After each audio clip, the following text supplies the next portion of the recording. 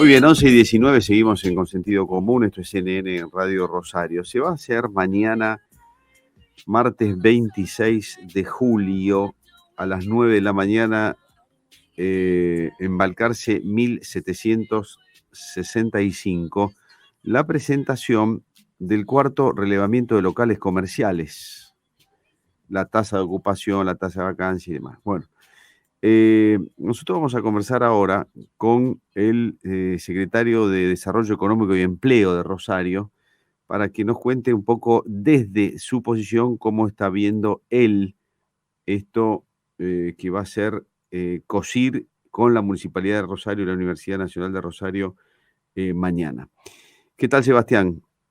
Buen día, Marcelo Fernández. Buen día, ¿cómo estás? Muy bien, por suerte. Estamos hablando con Sebastián Chale. Gracias por conversar con CNN, Sebastián.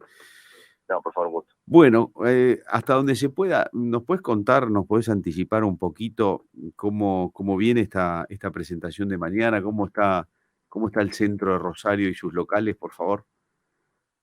Sí, bueno, los datos preliminares, digamos, previo a la elaboración final, mañana se va a estar presentando, como bien decías, el relevamiento. Tenemos la posibilidad, además, que este relevamiento ya, digamos, se hace después de un ciclo de 2 años, o sea que podemos empezar a comparar series, porque Claro. Es un trabajo que iniciamos regularmente, junio y diciembre, 2 relevamientos anuales, lo cual ya va a quedar institucionalizado hacia adelante, o para tener un indicador más de la actividad, en este caso comercial. Estamos esperando y el reglamento, entiendo, lo va a confirmar así, una baja de desocupación de locales, quiero decir, un crecimiento del nivel de ocupación, sobre todo en el ámbito del centro. Es un trabajo que contempla varios centros comerciales barriales también, pero en el ámbito céntrico, donde se concentra obviamente la mayoría, estamos con mejores números ya desde diciembre, desde el año pasado, y bueno, esa tendencia, entendemos, va a confirmarse mañana. Obviamente que todavía hay algunas dificultades, no son ajenas a la coyuntura económica del país, pero en términos generales podemos decir que después de lo que fue la pandemia, que afectó mucho, sobre todo al ámbito céntrico, estamos ya en un proceso de normalización en cuanto al flujo de personas, el transporte, que había sido una dificultad muy grande, sobre todo durante el 2020, buena parte del año pasado también. Bueno, en ese sentido estamos, y obviamente la actividad bancaria sin mayores restricciones, aunque con cambios, digamos. Yo creo que la pandemia aceleró algunos cambios y hay secuelas que siguen, ¿no? Y la obligación de ir presencialmente a un banco ya no es tanta, son casos más contados. Los trámites presenciales son cada vez menos y, bueno, obviamente la oferta del centro para resultar atractivo debe mejorar y debe, sobre todo, variar, ¿no? Diversificar. Uh-huh. Sebastián, desde el punto de vista comercial, el centro ha dejado de ser el centro de atracción comercial. Me acuerdo cuando éramos más chicos que cualquier cosa que uno quisiera hacer desde el punto de vista comercial, comprar cualquier cosa, tenía que venir al centro. Tal cual. Y ahora me parece, veo el centro un poco más vacío porque hay un montón de otros centros en distintos barrios y son centros importantes también, qué sé yo, Echesortu, San Martín, Fisherton, Alberdi, tienen centros donde en la mayoría de ellos se encuentra casi todo, ¿no? Y eso evita que mucha gente que viva en esos barrios venga al centro. ¿Está bien lo que estoy diciendo? Correcto. El centro hoy compite con otros centros comerciales, estoy hablando de lo que llamamos centros comerciales a cielo abierto. También Sí. podríamos incluir, que de hecho en el relevamiento están los centros comerciales cerrados, los malls, los shopping, que la ciudad también ha incorporado algunas alternativas de este tipo fuera del ámbito, incluso sobre el borde de circunvalación, digamos, no sé, en la zona sur, alrededor de un gran supermercado, hacia el noroeste, otro emprendimiento muy importante, además de inversión local, que también obviamente genera un polo de atracción. Todo eso hoy es una competencia, como se dice, ¿no? Una ciudad multicéntrica. Es algo buscado, es algo que responde a buena parte de la planificación urbana. Tiene que ver con esto de las ciudades de 15 minutos, como que digamos, descongestiona en el ámbito central. Por lo tanto, el centro histórico Rosario tiene que que competir de otra manera. Ya no es obligatorio, sino que es una elección. Es decir, antes uno iba al centro, como bien decías, obligado, es decir, no, nadie lo discutía. Era el único lugar para hacer compras, el único lugar para tener entretenimiento, ir al cine, el único lugar donde hacer cualquier trámite bancario o administrativo de cualquier tipo.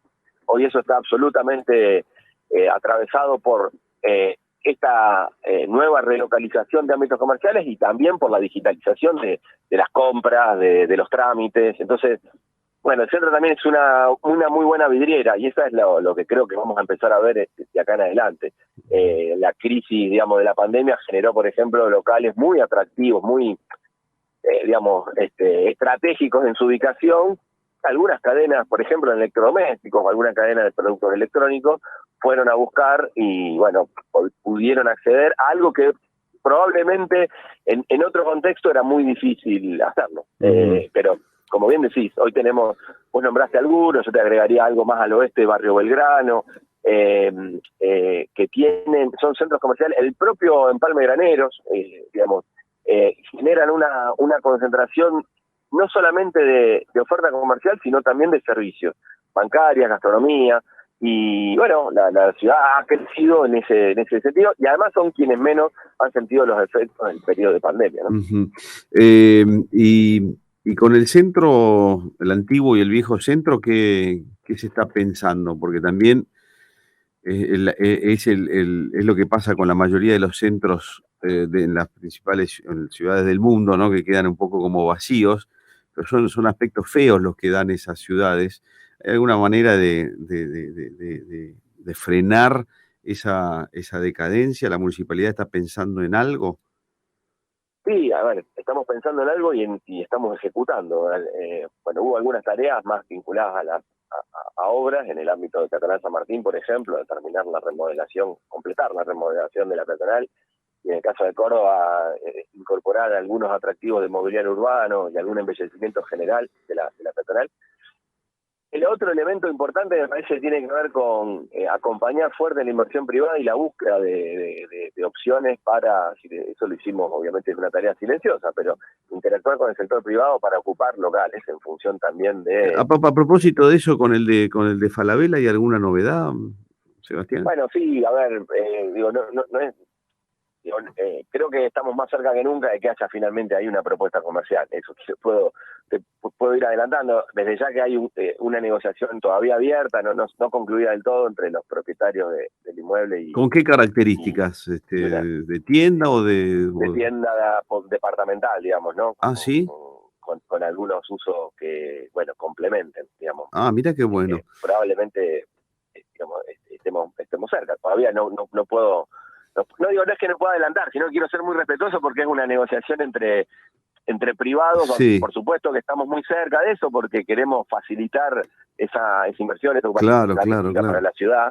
Pero bueno, esperemos además que las condiciones de coyuntura y de contexto por ahí macroeconómico no afecten. Te pregunto, hasta donde vos puedas me contestás o no, Sí. ¿es una empresa que viene de fuera de la ciudad o es de capitales rosarinos?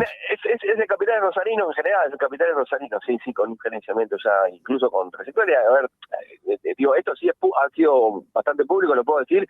El grupo que lleva adelante el shopping el aeropuerto, digamos, en el entorno del aeropuerto, el Fisherton Mall, quien ha cerrado un contrato de exclusividad en la negociación que, si bien terminó el 30 de junio, sigue en proceso. Sigue en carrera. De cerrar detalles. Ah, ok. Es eso que no se cerró, no se terminó, sino que sigue en carrera. Exactamente. Okay. Sí, obviamente hay procesos ahí que quedan muy, pero bueno, eso sigue en carrera, correcto. Vos sabés que, Sebastián, cambiando un poquito de tema, metiéndonos en algo un poco más espinoso, pero que a nosotros nos preocupa muchísimo. Recién estábamos hablando todo lo que viene pasando en Rosario, pasó el tema de Ceballos y Corrientes, pasó esto de Zona Sur, donde matan a una persona en una parada de colectivo y hay una muy grave. Bueno, comentando un poco todo el tema de violencia, hace algunas semanas atrás el doctor Pineda nos decía que en tema narcotráfico lo que sigue, en el paso que sigue, si no se le pone freno antes, no parece que se le pudiera poner freno por ahora, es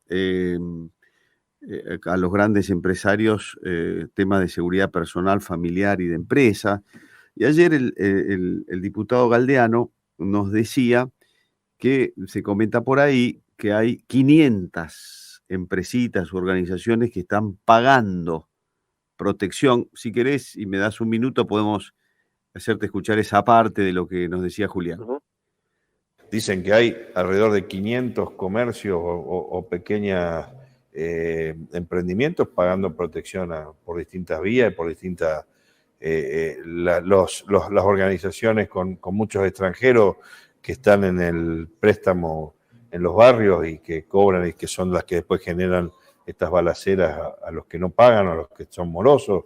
Bueno, es la ley de la selva, digamos. Es la ley índice de violencia así también lo expresan. Nosotros tenemos que actuar sobre eso cuanto antes. Cuanto más tiempo dejemos, más nos pareceremos a los países que ya sufrieron este flagelo con las consecuencias que han tenido México, Colombia en su momento. Esto es grave para mí, gravísimo, ya lo venimos escuchando, pero que haya hoy un número dando vueltas, que puede ser más o menos exacto, pero que describe que hay ya normalizado un tema como este de pagar protección. Bueno, es dentro de este marco que te acabo de contar, genera una situación muy, muy fea. Quisiera escuchar tu reflexión sobre esto, Sebastián. No, a ver, por supuesto que es una preocupación. Yo no estaría en condiciones de tirar un número en cuanto a que esto exista, porque además de tenerlo estaríamos acercando alguna denuncia concretamente. Una cosa que hemos hecho en este tiempo, en algunos de estos casos donde ha habido amenazas, donde ha habido extorsión, pedido dinero a cambio de seguridad o a cambio de alguna amenaza, cualquiera sea, al local o a las personas, es activar con esta fiscalía que se ha creado especialmente para esto. Entiendo que acá hay un actor que todavía está ausente, que son los jueces federales, claramente. Me parece que todavía ahí hemos avanzado poco y está muy limitada aún la participación de este nivel, que es clave en el esclarecimiento de estas redes, digamos, es clave en el esclarecimiento de estas redes porque, digamos, en general están vinculados a delitos federales, digamos, ¿no? Sí. Por supuesto que es una preocupación, no, con esto no estoy ni minimizando ni desconociendo que es un problema latente, un problema que existe. Pero un problema, claro, es un problema que existe porque hemos escuchado muchos testimonios de comerciantes diciendo que, inclusive comerciantes chiquitos que le hacen pedidos incumplibles, así quisieran cumplir y pagar esa protección, no podrían. Y hemos conocido casos de comerciantes que han cerrado directamente. Sí, por eso. De todas maneras, insisto, no, yo tampoco podría hablar de un fenómeno, permitidme la expresión, masivo y diseminado en el conjunto de la ciudad. Hay casos puntuales graves, que obviamente algunos de ellos, los menos esclarecidos, y otros tanto, entiendo que con investigaciones abiertas en curso. Por supuesto que no lo descuidamos, tenemos un ojo encima de esto. No digo tampoco que sea materia exclusiva de tu secretaría, pero tiene que ver con el comercio. Veníamos hablando de comercio y digo, bueno, nosotros en el programa veníamos hablando de todo esto. Me pareció que podía involucrarte para que vos me digas cómo lo ves, porque es un problema de todos, en definitiva. No me gusta contar una realidad en color de rosa cuando hay un montón de problemas que tienen que ver con esto, que tienen que ver con la inflación galopante y las dificultades incluso en cuanto a comprar insumos y reponer mercadería. Hay muchos problemas en el horizonte, algunos arrastramos y otros que son... A ver, en algunos casos, sin tener todas las herramientas a disposición, tampoco los desconocemos y tampoco les podemos sacar el cuerpo, porque estamos en esa primera línea que muchas veces actúa como, sí, orientador y sí de contención, si se quiere, en algunos de estos casos, insisto. Yo no hablaría de un fenómeno distribuido o masificado en el conjunto de la ciudad, como para decir, estamos hablando ya de una etapa de copamiento de la actividad comercial en cuanto es bastante focalizado y entiendo que es controlable también. Entiendo que también es controlable. Bueno, al menos en el estado en el que está. Ojalá. El doctor Pineda decía que si no se le pone el límite ya, esto va a seguir, se va a generalizar y va a avanzar sobre las grandes compañías rosarinas. Se suma a lo que después nos dijo Julián Galdeano, digo, hay una mirada bastante preocupante que viene de la justicia, que viene de la misma política, ¿no? Por eso digo, prendamos las alertas, no subestimemos el tema, porque esto, cuando nos demos cuenta, fuimos a un escalón más arriba dentro de este manual que vamos siguiendo, desafortunadamente, ¿no? Nosotros vemos la evolución en otras ciudades, vemos Rosario va siguiendo casi calcado el tema. Lo único que no podemos hacer es subestimarlo, eso está claro. Pero bueno, obviamente abordar los temas en su justa dimensión también, ¿no? Como corresponde. Sí.